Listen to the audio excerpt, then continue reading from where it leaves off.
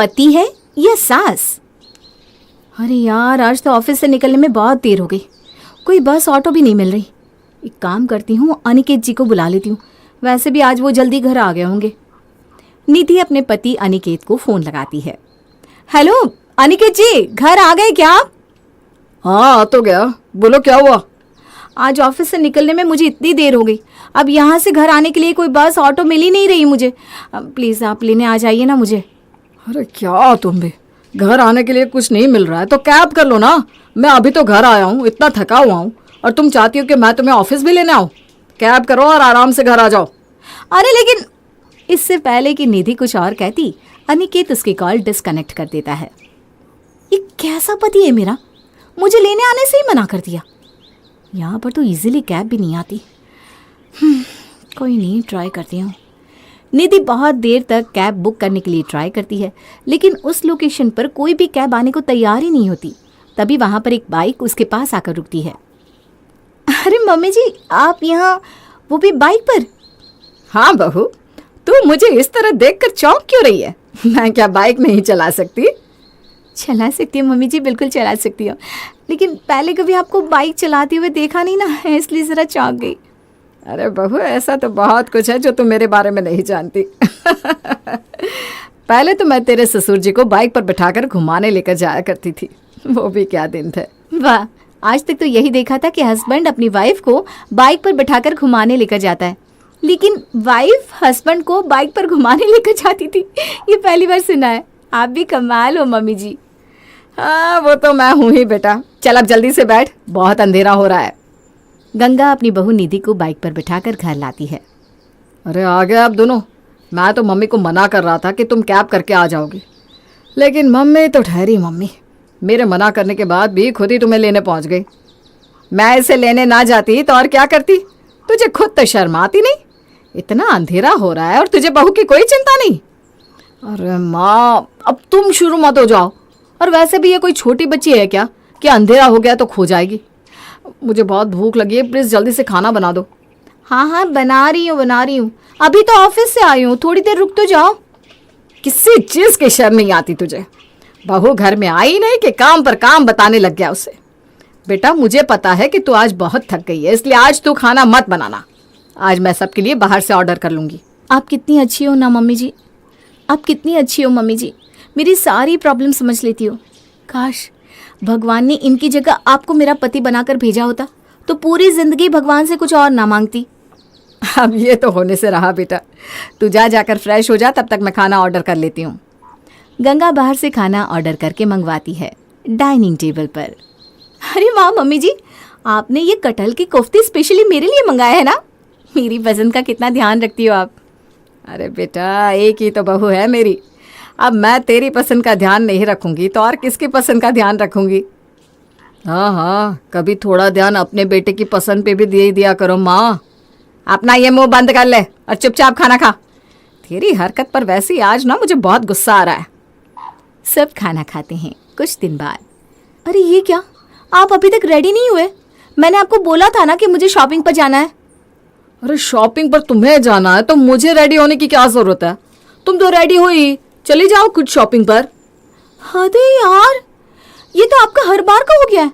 अरे कभी तो मेरे साथ कहीं चलो। सब हस्बैंड अपनी वाइफ के साथ शॉपिंग पर जाते हैं, लेकिन आपको मेरे साथ शॉपिंग पर जाने में पता नहीं क्या प्रॉब्लम होती है। हफ्ते में एक दिन छुट्टी का मिलता है, कम से कम छुट्टी वाले दिन तो मेरे साथ बाहर चलिए। अरे यार, तुम भी ना बाकी सबकी पत्नियों की तरह मुझे लेक्चर मत दो। मैंने तुम्हें बोल दिया कि मैं शॉपिंग पर नहीं जाऊंगा तो मतलब नहीं जाऊंगा।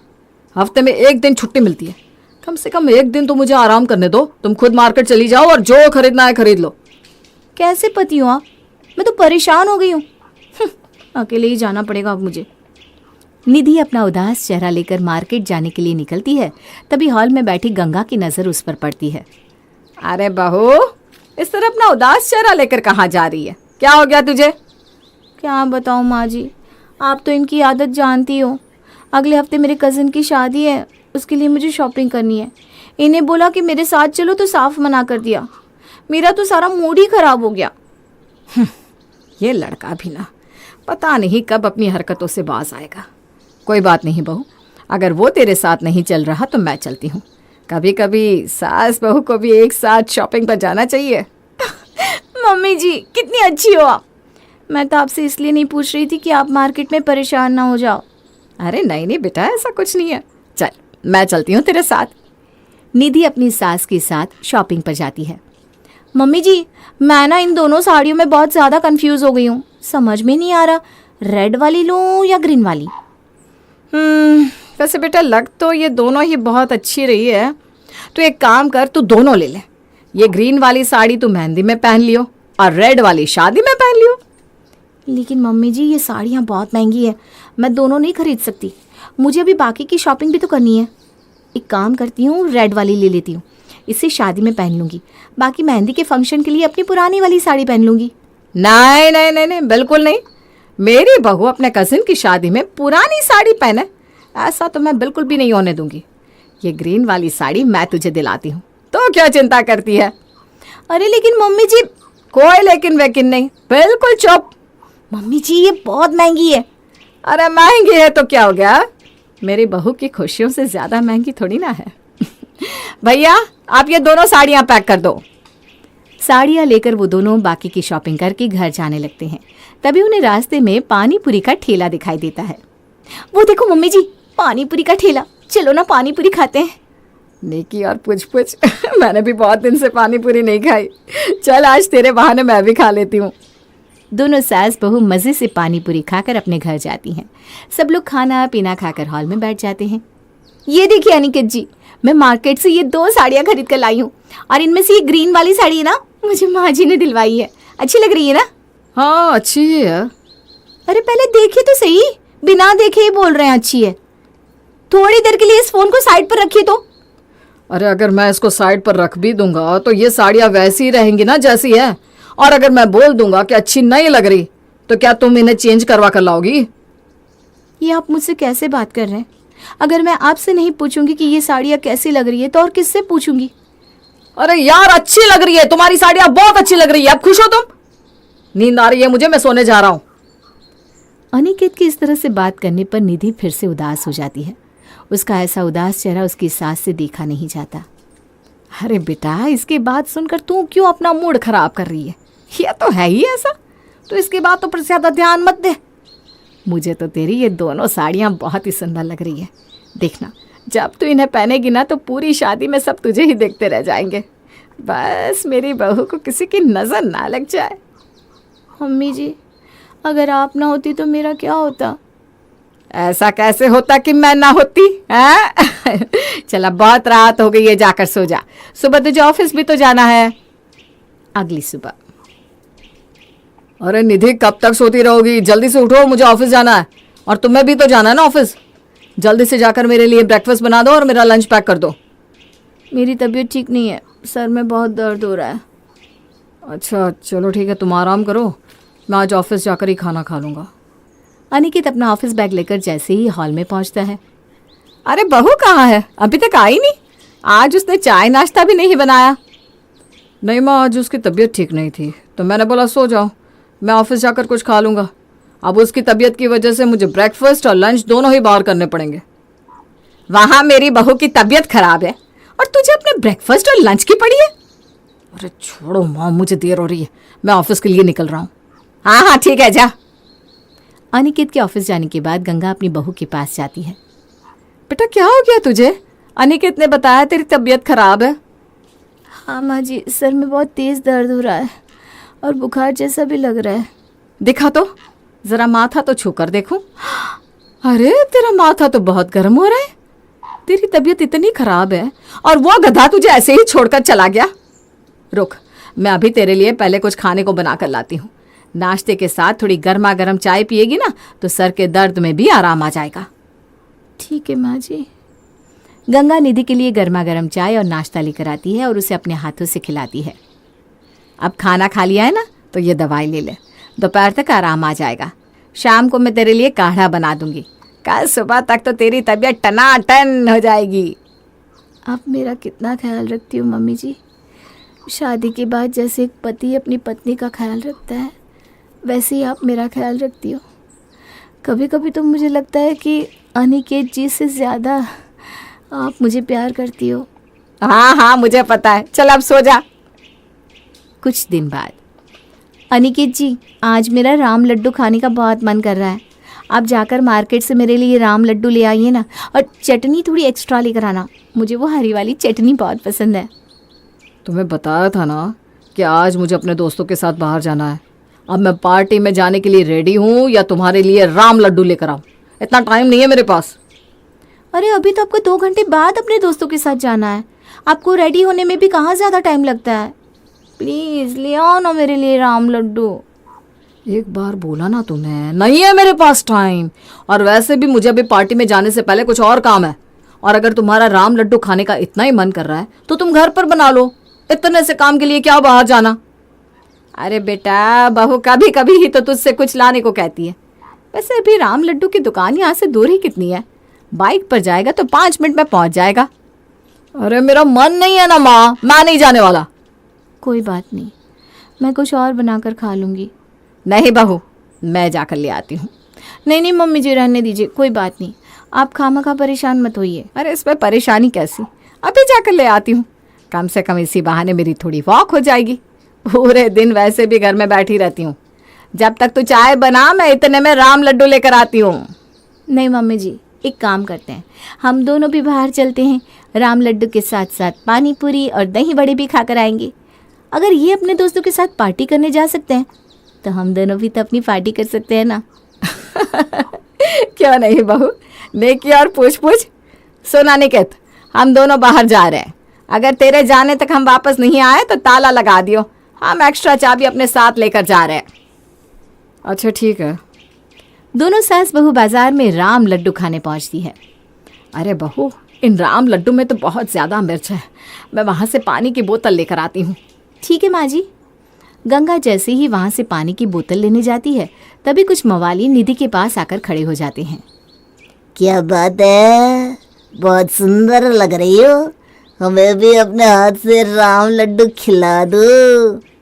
क्या तुम्हारे घर में माँ बहन नहीं है क्या, जो इस तरह यहाँ औरतों को छेड़ रहे हो? घर में माँ भी है, बहन भी है, लेकिन अब उन्हें भी तो भाभी चाहिए। बदतमीज कहीं के, तुम्हारे अंदर तो जरा भी शर्म नहीं है। चुपचाप जाते हो यहाँ से या अभी पुलिस को बुलाऊं? अरे अरे अरे, ये तो मैं पुलिस की धमकी देने लगी। क्या होगा, पुलिस हमें पकड़ कर ले जाएगी। कल हम फिर बाहर आ जाएंगे और जब अगली बार तुम यहाँ आओगी तो हम फिर तुम्हें छेड़ेंगे। अरे कौन हो तुम लोग, और ये क्या बकवास कर रहे हो मेरी बहू के साथ? अरे अरे अरे, बहू की सासू माँ आ गई। अब ये भी हमें पुलिस की धमकी देगी। चलिए माँ जी, हम यहाँ से चलते हैं। पता नहीं कैसे बदतमीज लोग हैं। अगर बदतमीज ये है तो हमें यहाँ से जाने की क्या ज़रूरत है? इन्हें तो मैं अभी बताती हूँ। अरे ओ राम लड्डू वाले भैया, ज़रा वो झाड़ू तो उठा कर देना। झाड़ू? झाड़ू से क्या करोगी आप? इन झिंगों की सफाई करूँगी। गंगा झाड़ू से उन गुंडों की ऐसी जोरदार पिटाई करती है कि वो बड़ी मुश्किल से वहां से अपनी जान बचाकर भागते हैं। आए थे मेरी बहू को छेड़ने। अगली बार अगर मुझे कहीं दिख गए ना तो सर पर इतने जूते मारूंगी कि 7 जन्मों तक सर पर बाल नहीं उगेंगे। वाह मम्मी जी वाह, आपने अकेले ही उनको मारकर भगा दिया। आप तो बड़ी दबंग हो। अरे वो तो बेटा मैं हूं ही। चल अब घर चलते हैं, बहुत देर हो गई है। कुछ दिन बाद, सुनिए ना, आज मेरा करवा चौथ का व्रत है, इसलिए आज शाम को आप जल्दी घर आ जाना। ठीक है, आ जाऊंगा। शाम के समय खाना तो मैंने सारा बनाकर तैयार कर दिया। 9:30 बज गए हैं, थोड़ी देर में चांद भी निकल जाएगा। बस अब अनिकेत जी जल्दी से घर आ जाए और जल्दी से चांद निकल जाए। बहुत ज़ोर से भूख लगी है मुझे। एक बार अनिकेत जी को फ़ोन करके पूछ ही लेती हूँ कहाँ तक पहुँचे। निधि अनिकेत के पास कॉल करती है, लेकिन अनिकेत उसकी कॉल रिसीव ही नहीं करता। लगता है रास्ते में होंगे, इसीलिए कॉल रिसीव नहीं कर रहे। शायद थोड़ी देर में आ जाएंगे। 9:30 से 10:30 बज जाते हैं, लेकिन अनिकेत घर आने का नाम नहीं लेता। अरे बहू, अनिकेत अभी तक घर नहीं आया क्या? आज तो तेरा करवा चौथ का व्रत है, आज तो उसे जल्दी घर आना था ना। हाँ माँ जी, मैंने उन्हें सुबह बताया था, लेकिन पता नहीं वो अभी तक क्यों नहीं आए। मैंने उन्हें कॉल भी की थी, लेकिन उन्होंने कॉल भी रिसीव नहीं की। रुक तो ज़रा, मैं भी उसके ऑफिस में फ़ोन करके पूछती हूँ। गंगा अनिकेत के ऑफिस में फ़ोन करती है तो पता चलता है कि वो ऑफिस में बैठकर अपने दोस्तों के साथ पार्टी कर रहा है। ये तो हद ही हो गई। क्या हुआ माँ जी? कुछ नहीं बेटा, तो थोड़ी देर रुक, मैं अभी उसे लेकर आती हूँ। आज वो लड़का मेरे हाथ से नहीं बचेगा। गंगा बड़े ही गुस्से में सीधे अनिकेत के ऑफिस में पहुंचती है। अरे माँ, तुम यहाँ, क्या हुआ? ज़रा बाहर आ, मुझे कुछ बात करनी है तुझसे। दोनों टेरेस पर जाते हैं। अब बताओ, तुम यहाँ पर कैसे? पहले तो तू मुझे ये बता कि तू इतनी रात को ऑफिस में क्या कर रहा है? अरे वो मेरे दोस्त का बर्थडे था तो उसी की पार्टी कर रहे थे। अभी थोड़ी देर में घर आने ही वाला था। मैं थोड़ी देर लेट क्या हो गया, तुम तो मेरे ऑफिस ही आ गई। मेरा तो मन कर रहा है कि तेरे मुंह पर एक जोरदार थप्पड़ मारूं। तेरे दोस्त का जन्मदिन तेरे लिए ज्यादा इंपॉर्टेंट है और वहां तेरी बीवी तेरे लिए सुबह से भूखी प्यासी करवा चौथ का व्रत कर रही है, तुझे उसकी जरा भी फिक्र नहीं है? वो कब से तुझे फोन कर रही है, लेकिन तुझ में इतनी भी शर्म नहीं कि उसका फोन तो उठा ले। तू तो उसका पति बनने के लायक ही नहीं है। वो बेचारी सुबह से शाम तक तेरा हर काम संभालती है, जॉब भी करती है, मेरा भी ध्यान रखती है, तेरा ध्यान रखती है, घर को संभालती है, और उसके बदले तू उसकी छोटी छोटी खुशियों का भी ध्यान नहीं रख सकता। मेरी ही गलती है जो मैंने तुझ जैसे नालायक की शादी इतनी अच्छी लड़की से करवा दी। एक दिन जब खुद को उसकी जगह पर रखकर देखेगा ना, तब समझ में आएगा कि उस पर क्या बीतती है। वो बेचारी तुझे कुछ कहती नहीं, इसका मतलब ये नहीं कि मुझे उसके चेहरे की मायूसी नहीं दिखती। वो बेचारी तुझे कभी कुछ लाने को कह देती है तो मुंह पर बना कर देता है, और वो वहां तेरे लिए तरह तरह के पकवान बनाती है। अरे शर्म आती है मुझे कि मेरा बेटा तुझ जैसा है। माँ! ये सब कहकर गंगा गुस्से में वहां से चली जाती है।